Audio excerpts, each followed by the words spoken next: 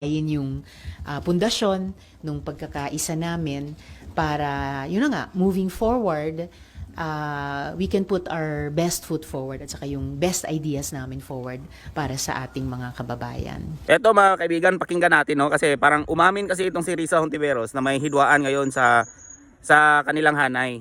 No? Kasi nag-aambisyon tong maging pangulo eh. Nag-aambisyon tong maging pangulo, no? Pakinggan mo.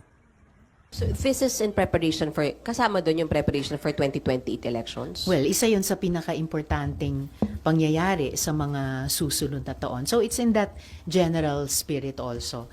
Basta ang importante, sa tingin ko, ay patuloy kaming nag-uusap, patuloy kaming nagkakapalagayan ng loob, para at the proper time, pwede rin kaming magdesisyon ng sama-sama. Na lang, ma'am.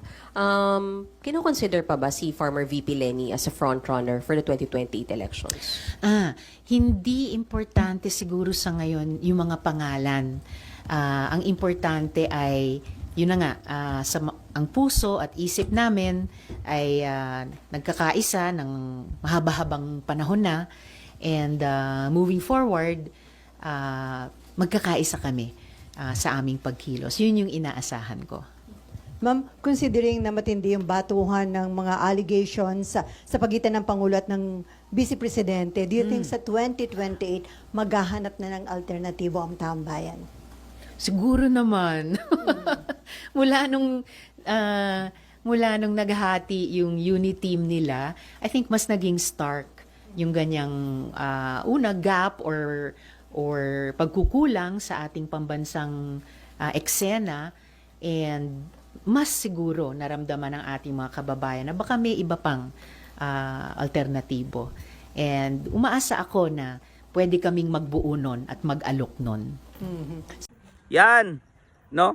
Nag-aambisyon to si Risa Hontiveros na maging presidente, no? Ayon kay Rowena Guanzon, no, kay Bing Guanzon, nag-iimbak yan ng mga relief goods sa DSWD na ipamamahagi niya ngayong 2028 election o 2027 next year.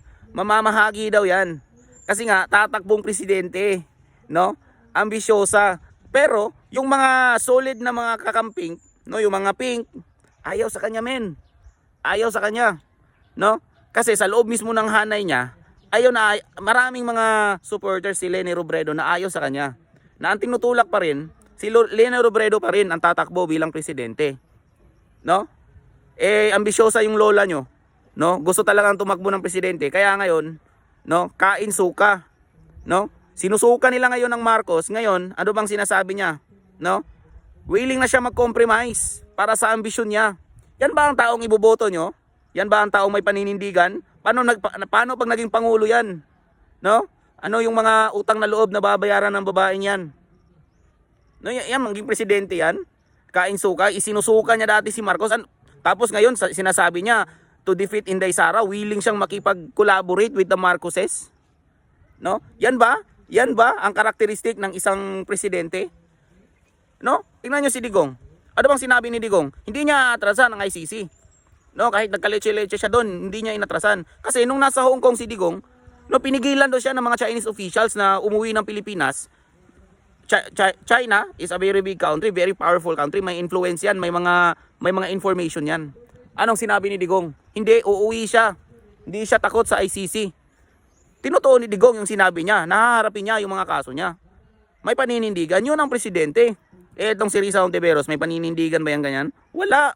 Walang paninindigan. Ambisyon, no? Ang nagfu-fuel sa babaeng ito. No? Kaya kahit yung mga sinusuka nila noon, kinakain niya. No? So yun ba yung gusto nyo maging presidente? Isipin nyo mabuti mga kaibigan.